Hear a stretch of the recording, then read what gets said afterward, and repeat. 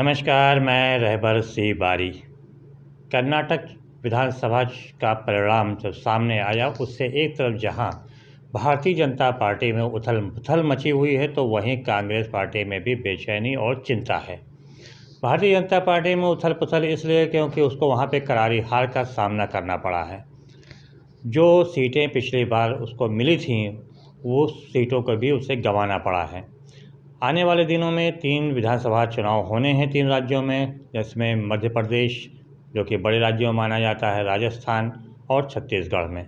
तो जाहिर सी बात है कि भारतीय जनता पार्टी को अब ये मंथन करना पड़ेगा, ये रणनीति तय करनी पड़ेगी कि किस प्रकार से वो उसकी एक प्रतिष्ठा है जीत हासिल करने को लेकर, जो उसके अंदर भूख है, उस जीत को किस तरह से कायम रखा जाए। ख़ास तौर से प्रधानमंत्री नरेंद्र मोदी का जो करिश्माई चेहरा है, उसका किस प्रकार से इस्तेमाल अब इन तीनों विधानसभा चुनाव में किया जाए। क्योंकि जब ये तीनों विधानसभा चुनाव होंगे तीनों राज्यों में, तो उसके कुछ ही दिनों के बाद लोकसभा चुनाव का भी होना तय है। मतलब जनवरी 2024 में लोकसभा चुनाव होगा।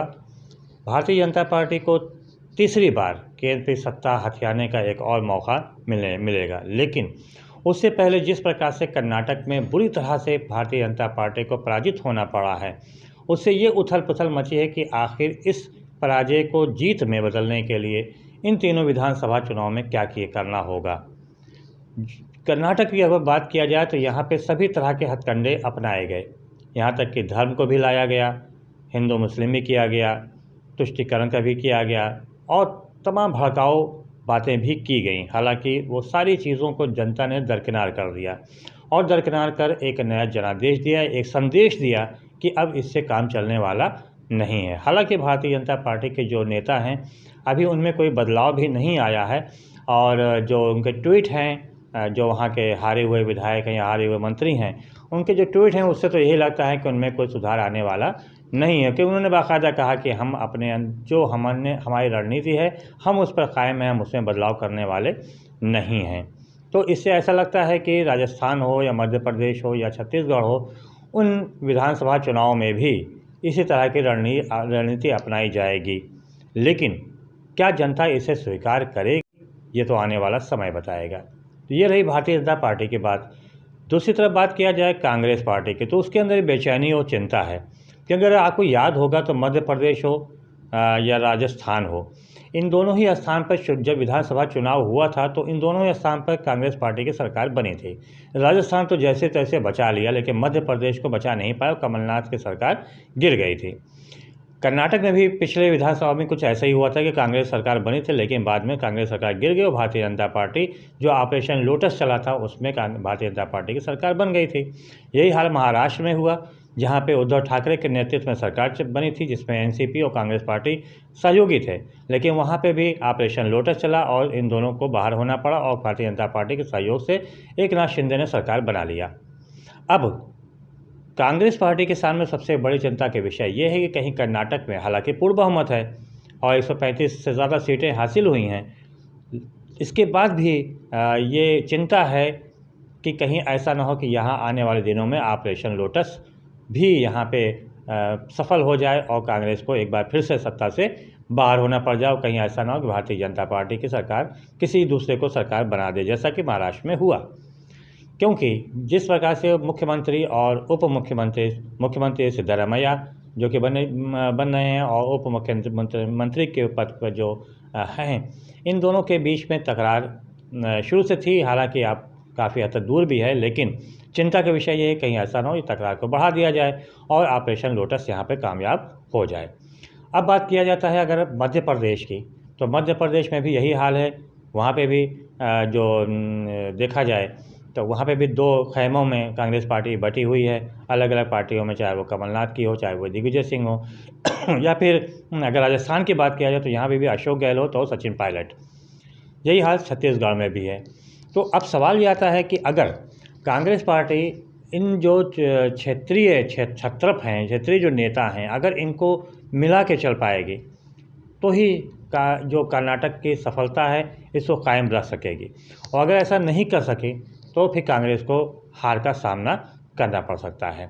लेकिन जिस तरह से अभी शुरुआती दौर है, कर्नाटक का अभी चुनाव ख़त्म हुआ है, सरकार वहाँ पे कांग्रेस बनाने जा रही है। इसका असर सीधे तौर पे मध्य प्रदेश में दिखने लगा है, क्योंकि वहाँ पे भारतीय जनता पार्टी के जो विधायक रहे हों या मंत्री रहे हों या जो वरिष्ठ पदाधिकारी रहे हों, उनका इस्तीफ़ा देकर कांग्रेस में शामिल होने का सिलसिला शुरू हो चुका है, जो कि कर्नाटक में पिछले कुछ दौर से देखने को मिल रहा था।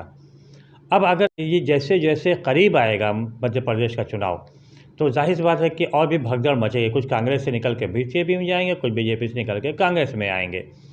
अब अगर कर्नाटक जैसा ही हाल मध्य प्रदेश में हुआ, क्योंकि जब राहुल गांधी की भारत जोड़ो पदयात्रा निकली थी, उसका असर बहरहाल कर्नाटक विधानसभा चुनाव पर पड़ा है और मध्य प्रदेश के भी चुनाव पर पड़ेगा, ये साफ तौर पे दिख रहा है।